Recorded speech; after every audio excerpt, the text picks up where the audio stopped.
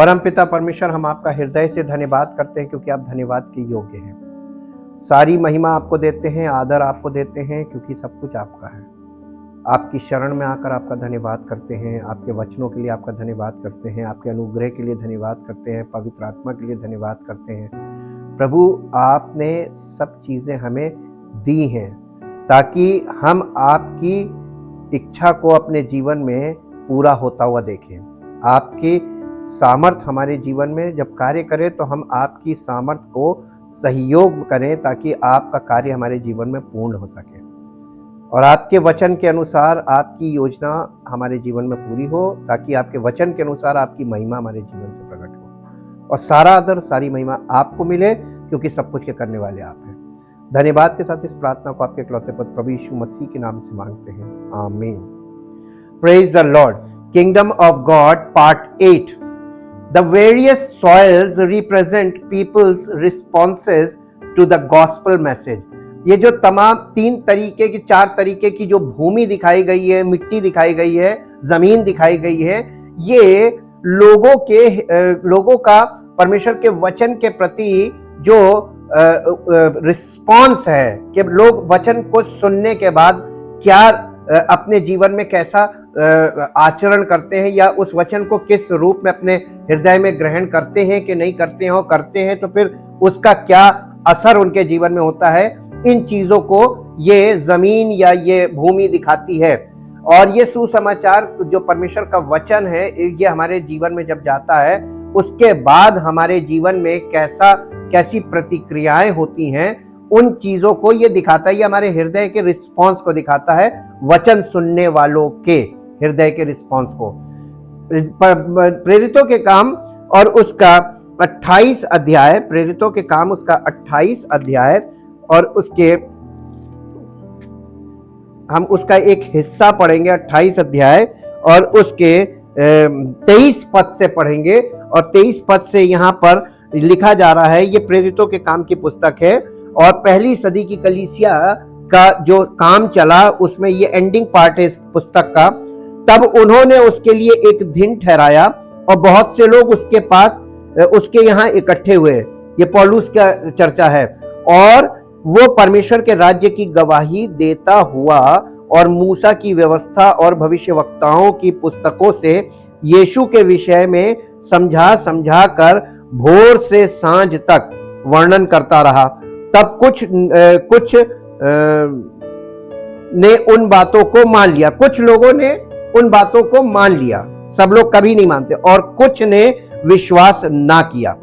जब वे आपस में एक मत ना हुए तो पौलुस की इस बात के कहने पर चले गए, पवित्र आत्मा ने यशाया भविष्यवक्ता के द्वारा तुम्हारे बाप दादों से ठीक ही कहा, जाकर इन लोगों से कह कि सुनते तो रहोगे परंतु ना समझोगे, और देखते तो रहोगे परंतु ना बूझोगे, क्योंकि इन लोगों का मन मोटा और इनके कान भारी हो गए हैं और उन्होंने अपनी आंखें बंद की हैं।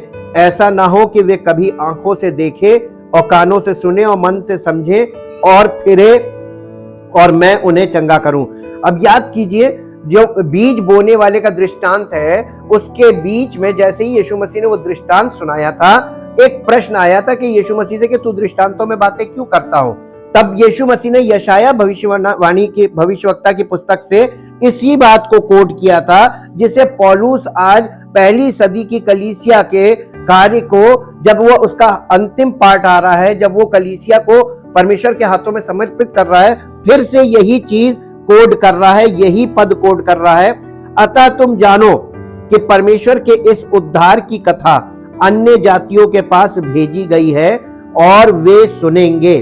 जब उसने ये कहा तो यहूदी आपस में बहुत विवाद करने लगे और वहां से चले गए।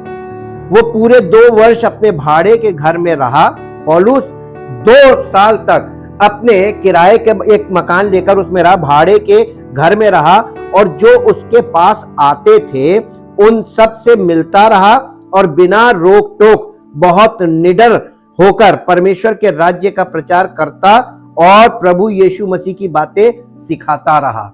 ये एंडिंग पार्ट था प्रेरितों के काम का, और यही रिस्पॉन्स लोगों का परमेश्वर के राज्य का सुसमाचार सुनकर, वचन सुनकर क्या रिस्पॉन्स है, वो जो जैसा उस समय था वैसे ही आज भी है। चौथी जमीन आज हम देखेंगे गुड सॉइल, यानी अच्छा हृदय या अच्छी वो हृदय आत्मिक भूमि जहां पर परमेश्वर की आत्मा का फल होना चाहिए। This represents the people who heard God's word and believe it. ये वो हृदय है, ये वो लोग हैं जो परमेश्वर के वचन को सुनते हैं और उस वचन पर विश्वास करते हैं। They put their trust in Jesus, और वो अपना भरोसा यीशु मसीह पर यानी यीशु मसीह पर भरोसा कर लेते हैं।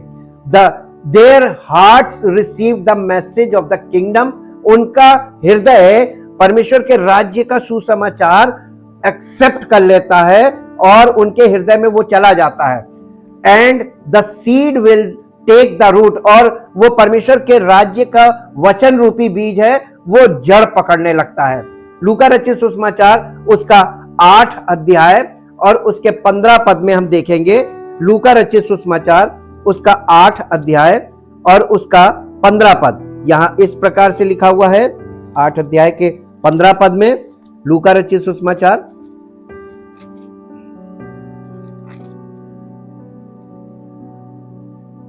पर अच्छी भूमि के वे हैं जो वचन सुनकर भले और उत्तम मन में संभाले रहते हैं। अच्छी भूमि पर के वे हैं जो वचन सुनकर भूल जाते हैं, नहीं लिखा। वचन सुनकर अपनी गतिविधियों में चले जाते, नहीं लिखा। वो वचन सुनकर अपने भले और उत्तम मन में संभाले, यानी उनके माइंड में परमेश्वर का वचन बना रहता है।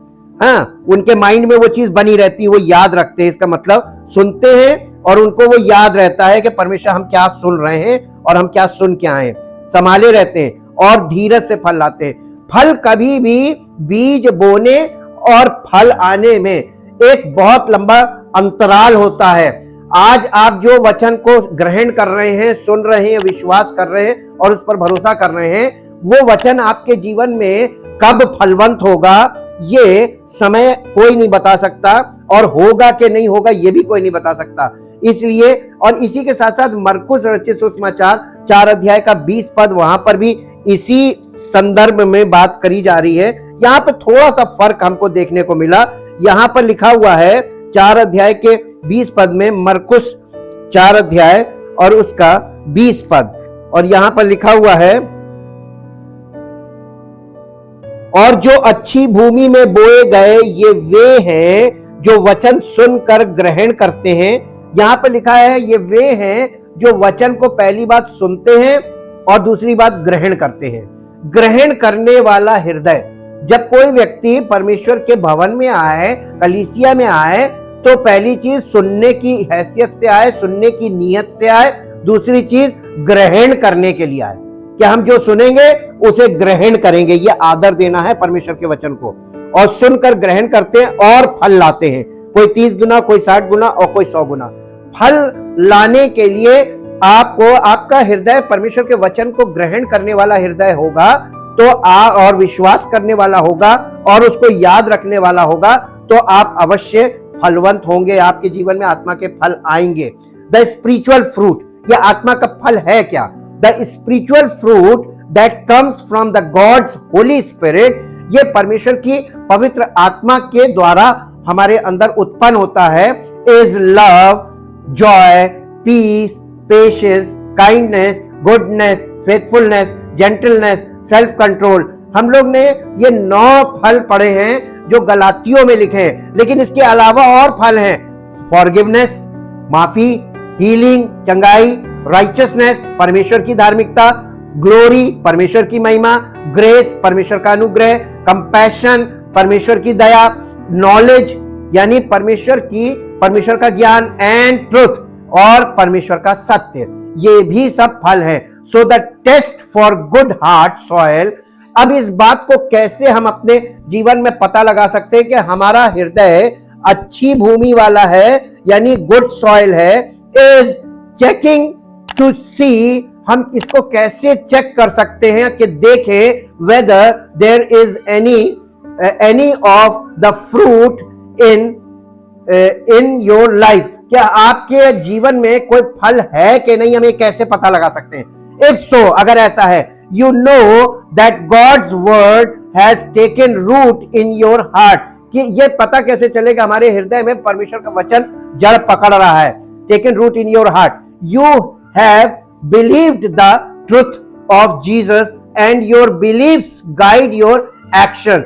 जब आप परमेश्वर के वचन की सच्चाई को विश्वास करते हैं और उस पर भरोसा रखते हैं, and your beliefs guide your actions, और आपका विश्वास आपकी अगुवाई करता है, यू हैव ट्रस्टेड जीसस, आप यीशु पर विश्वास कर रहे हैं, उस पर भरोसा कर रहे हैं, so his spirit lives in you, तो उसका मसीह का आत्मा आप में निवास कर रहा है। लूका रचित सुसमाचार 19 अध्याय 1 से 10 पद तक हम यहां पर देखेंगे कि हृदय परिवर्तन का फल कैसे पता चलता है।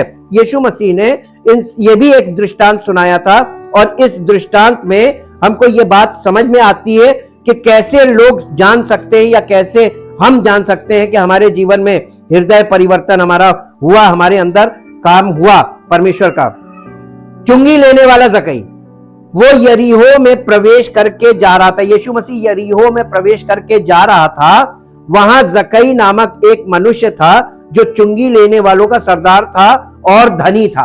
एक मनुष्य था जो चुंगी लेने वालों मतलब टैक्स जो वसूलते थे, वो उनका सरदार था, हेड था, और हेड टैक्स कलेक्टर था, और दूसरी बात वो धनी था।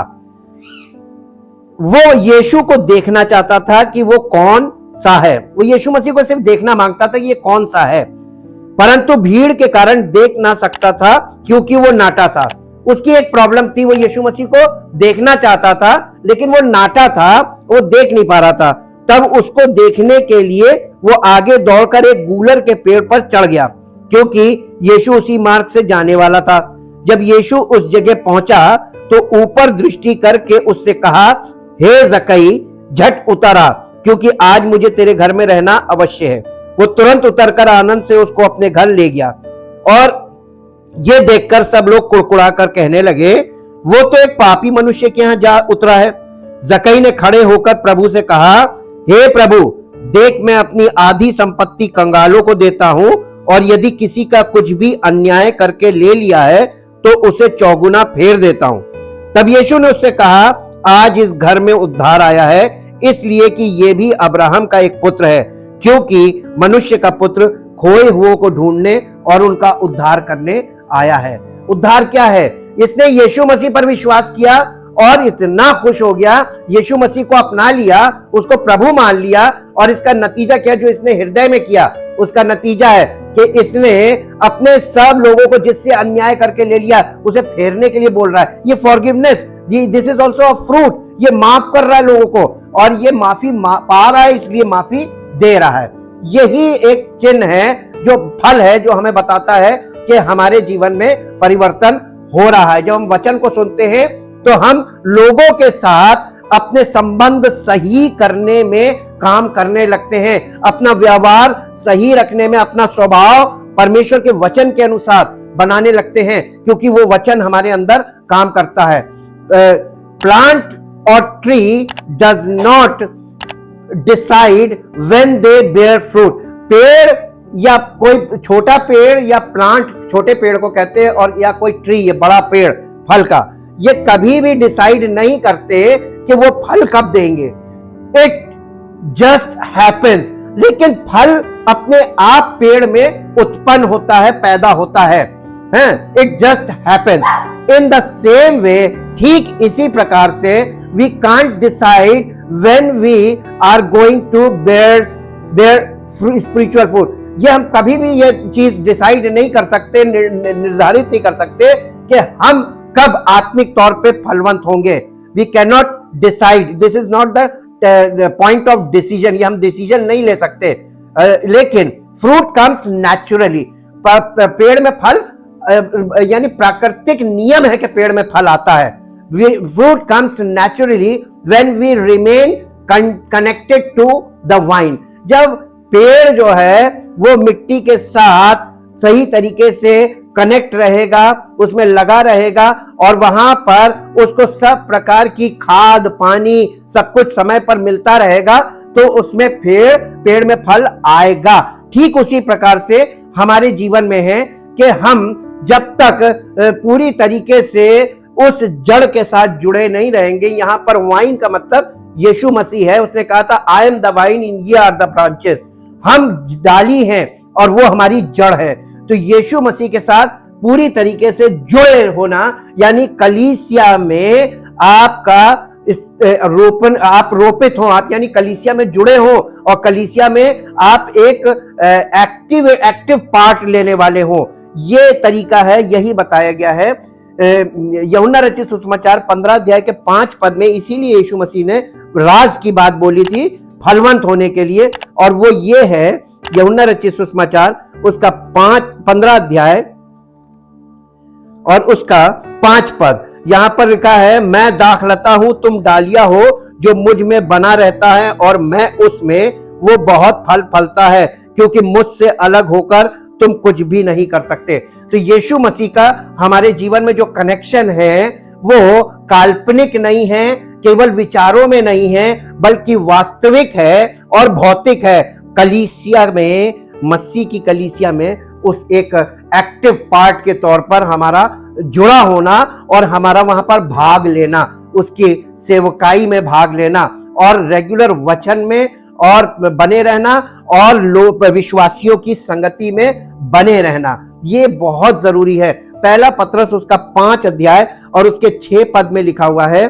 पहला पत्रस उसका 5 अध्याय और उसके 6 पद में यहां पर लिखा हुआ है, इसलिए परमेश्वर के बलवंत हाथ के नीचे दीनता से बने रहो, दीनता से बने रहो, जिससे वो तुम्हें उचित समय पर बढ़ाए। बढ़ाने वाला कौन है? परमेश्वर। पौलुस ने कहा कि बोने वाला और सींचने वाला दोनों मनुष्य हैं। बढ़ाने वाला कौन है? परमेश्वर। और परमेश्वर बढ़ाता किसको है? जो कलीसिया में परमेश्वर के बलवंत हाथ के नीचे दीनता से बना रहता है। उचित समय पर परमेश्वर उसको बढ़ाता है। कोई व्यक्ति अपने आप से नहीं बढ़ सकता स्पिरिचुअली। यही वाला सिद्धांत यहां पर हमको क्लियर हो रहा है, ताकि हमें यह पता चले कि परमेश्वर हमको आज तक क्यों नहीं, आप आज तक क्यों नहीं बढ़े। उसका कारण है क्योंकि आप कलीसिया में एक्टिव नहीं रहे, आप रेगुलर नहीं रहे, आप सीरियस नहीं रहे, आप परमेश्वर के वचनों के प्रति सीरियस नहीं रहे, आप परमेश्वर की योजना के प्रति सीरियस नहीं रहे, आप परमेश्वर की किसी भी बात के प्रति सीरियस नहीं रहे, आप बॉडी ऑफ क्राइस्ट के साथ राइट रिलेशनशिप में नहीं थे, इसलिए आपको बढ़ती नहीं मिली, आपके जीवन में फल नहीं आया। We are not responsible to make the fruit. हम फल उत्पन्न करने के लिए जिम्मेदार नहीं हैं। We are responsible to keep the soil in good condition. हमारी जिम्मेदारी अपने हृदय रूपी भूमि को अच्छी कंडीशन में बनाए रखने की है। गुड सॉइल हैज, यानी अच्छी कंडीशन में बनाए रखने के लिए, एक जमीन को अच्छी कंडीशन में उपजाऊ बनाए रखने के लिए 3 चीजें बहुत जरूरी हैं: सनलाइट, वाटर एंड न्यूट्रिएंट्स। ये 3 चीजें आपको कहां मिलेंगी? आत्मिक तौर पर। यही 3 चीजें आत्मिक तौर पर हमें कलीसिया में मिलती हैं। परमेश्वर के वचन का प्रकाश, सनलाइट, उसके बाद परमेश्वर के आत्मा रूपी जल और न्यूट्रिएंट्स, यानी परमेश्वर के वचन की गहरी गहरी बातें, ये हमारे अंदर हमको फलवंत करती हैं। और इसलिए we want to have a teachable heart. We are God's truth, where God's truth can produce good fruit. हमें हमारे हृदय को सीखने वाला हृदय होना चाहिए हमारे पास, ताकि परमेश्वर के वचन की सच्चाई हमारे अंदर फल उत्पन्न करे, अच्छे फल उत्पन्न करे। दूसरा पॉइंट है, the seed was the same in every place but the condition of the soil was different. आप देखेंगे यीशु मसीह ने बीज बोने वाले के दृष्टांत में बीज एक ही रहा, 4 प्रकार की भूमि रही, और वही बीज एक प्रकार की भूमि में फलवंत हुआ, 3 प्रकार की में नहीं हुआ। The soils are the hearts of the people, यानी वो जो भूमि है, वो मिट्टी है, वो जमीन है, वो मनुष्य के हृदय को दिखाती है। Who make a choice about the message, यानी हमारा हृदय क्या पसंद करता है, परमेश्वर के वचन को ग्रहण करना पसंद करता है, विश्वास करना पसंद करता है, या हम अपनी इच्छाओं में जीवन बिताना पसंद करते हैं वचन सुनने के बाद भी। पांचवा point, there were great crowds who followed Jesus. Yeshu Masih के पीछे एक बहुत बड़ी भीड़ चलती थी, but only a few were his true disciple. लेकिन उसके चुने हुए और उसके सच्चे चेले कुछ ही थे। और कलीसिया का मतलब है यीशु मसीह के चुने हुए डिसाइपल्स, ट्रू डिसाइपल, सच्चे चेले जिसे उसने चुन लिया है। वो यीशु मसीह के अलावा कोई चीज नहीं करते थे, यीशु मसीह के साथ चलते थे, वो यीशु मसीह के पीछे नहीं चलते थे। There are 3 kinds of hard soil that don't bear any kind of spiritual fruit। वहां पे 3 प्रकार की भूमि जिन्होंने कोई फल नहीं ला पाई, वो 3 प्रकार की आत्मिक भूमि दिखाई गई। These people don't share the truth that is deep down in their hearts। इन लोगों के हृदय में जो परमेश्वर के वचन रूपी बीज गया है गहराई में, उसको कभी किसी के साथ शेयर नहीं किया। इंस्टेड ऑफ, बजाय इसके good fruit, instead of good fruit, बजाय इसके कि अच्छा फल आए, their lives are full of worry. इनका जीवन तमाम तरीके की चिंताओं में, फियर, भय में, एंड ग्रीड और लालच में, एंड फ्रस्ट्रेशन यानी खिसियाट में, झुंझलाहट में इनका जीवन फंस गया। They think more about themselves, ये अपने विषय में बहुत ज्यादा सोचते, मेरा क्या होगा, मेरे बच्चों का क्या होगा, मेरे भविष्य क्या होगा, इन सब बातों पे अपने आप पर, यानी सेल्फिशनेस, स्वार्थी अभिलाषा।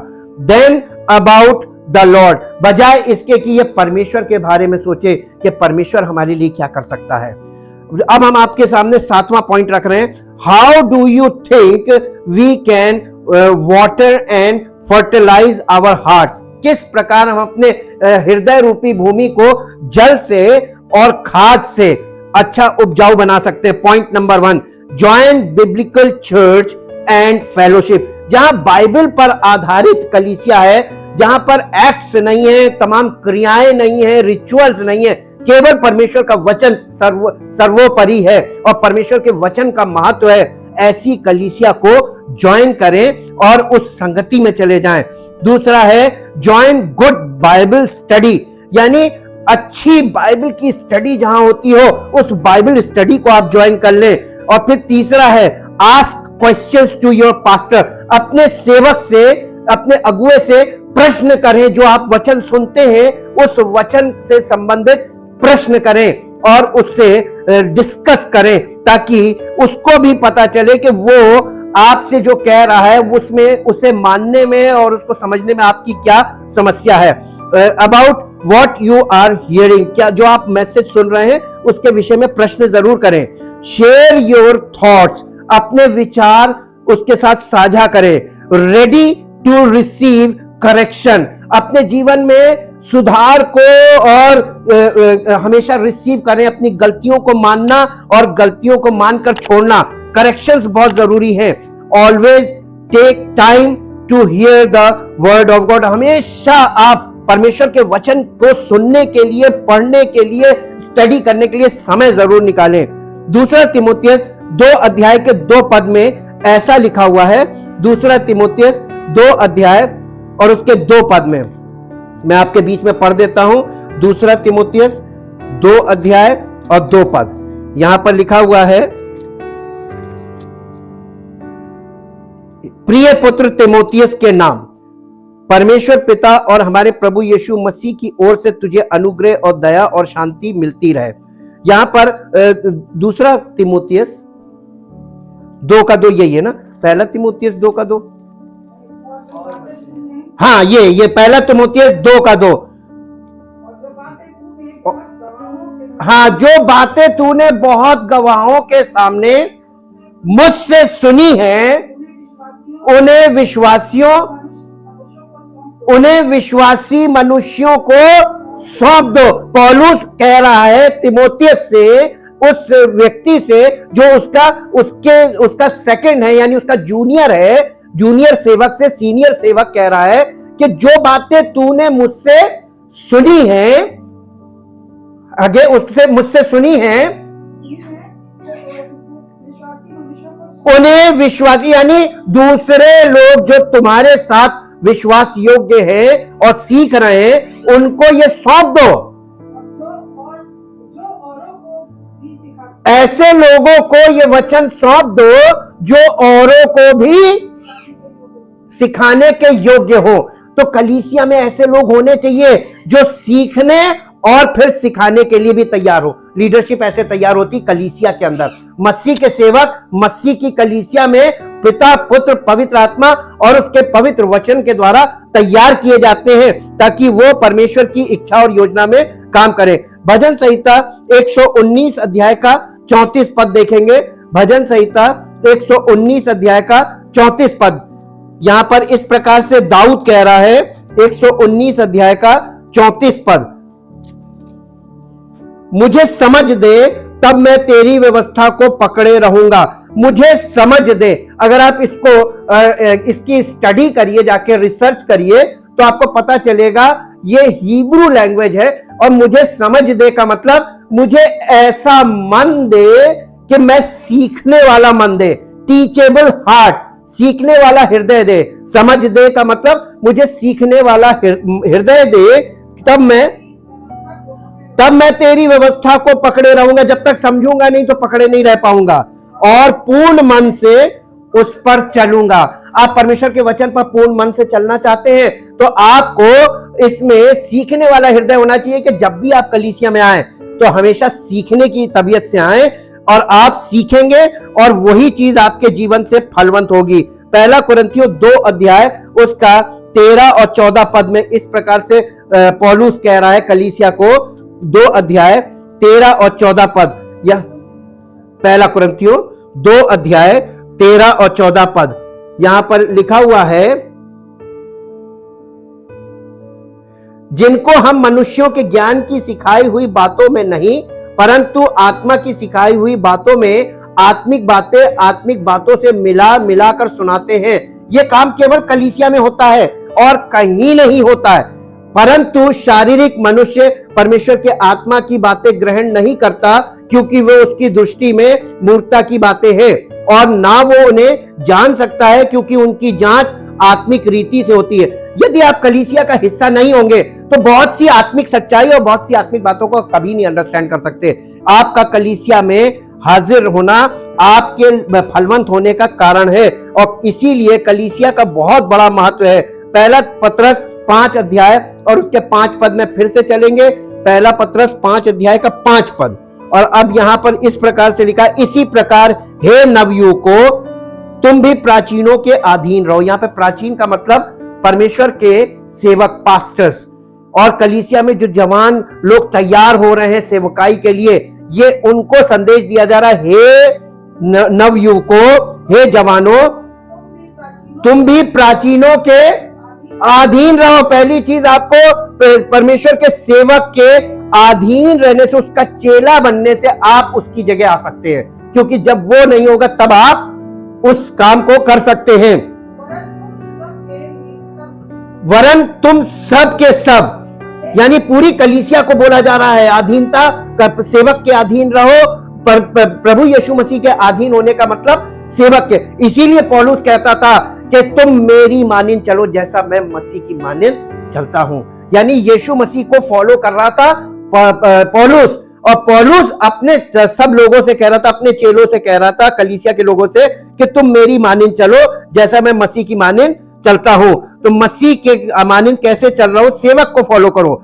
और लिखा है कि तुम सब के सब, यानी पूरी कलीसिया, दूसरे की सेवा के लिए दीनता से कमर बांधे रहो। यानी रेडीनेस, कमर बांधे रहो का मतलब रेडीनेस, तैयार रहो, क्योंकि परमेश्वर अभिमानियों का विरोध करता है परंतु दीनों पर अनुग्रह करता है। परमेश्वर हमसे दीनता चाहता है, और इसीलिए मसीही जीवन में उन्नति का बेस्ट तरीका है कलीसिया में दीनता के साथ बने रहो, हम्बलनेस के साथ बने रहो। कितना भी तुमको मालूम कर चल गया, तुम अपना हेड मत बनो, इसीलिए प्रभु यीशु मसीह ने कहा था, जो कोई अपने आप को बड़ा बनाएगा वो छोटा किया जाएगा, और जो अपने आप को छोटा बनाएगा वो बड़ा किया जाएगा। कलीसिया में आप दीनता के साथ बने रहिए, परमेश्वर उचित समय पर आपको बढ़ाएगा। आत्मा के फल उत्पन्न होने तक, जब तक परमेश्वर आपसे संतुष्ट नहीं होगा कि अब आप तैयार हैं कलीसिया में सेवा के लिए, तब तक आपको सेवकाई के लिए खड़ा नहीं होने देगा। यही परमेश्वर का प्लान है। परम पिता परमेश्वर, हम आपके पवित्र वचन के लिए, आपकी योजनाओं के लिए, आपकी इच्छा जो प्रत्येक मनुष्य के जीवन को उन्नति की ओर ले जाने की है, प्रत्येक विश्वासी को आत्मिक रूप से फलवंत करने की है, इन सब बातों के लिए आपका धन्यवाद करते हैं। हाँ पिता परमेश्वर, आप किसी को भी व्यर्थ नहीं ठहराते जब तक कि वो कलीसिया में सीरियसली आपके इकलौते पुत्र प्रभु यीशु मसीह के उस अनुग्रह में बना नहीं रहता और आपके वचन के साथ और कलीसिया के साथ वफादार नहीं रहता। तब तक प्रभु, जब वो ऐसा करने लगता है, उसके जीवन में आपकी सामर्थ, आपकी महिमा, आपके आत्मा के फल सब प्रकट होने लगते हैं और उचित समय पर आप उसको अपनी महिमा के लिए खड़ा करते हैं। हम आपके इस निजाम के लिए धन्यवाद करते हैं। चाहते पिता परमेश्वर, जो आपने जिस तरीके से निर्धारित किया है, यही कार्य आज कलीसियाओं में शुरू हो और आपकी महिमा प्रकट हो, आपकी सामर्थ का अनुभव हो और आपका नाम हम सबके जीवनों में महिमान्वित होने पाए, ताकि सारी महिमा आपको मिले। इस प्रार्थना को आपके इकलौते पुत्र प्रभु यीशु मसीह के नाम से मांगते हैं, आमीन। Praise the Lord. परमेश्वर आपको आशीष दे।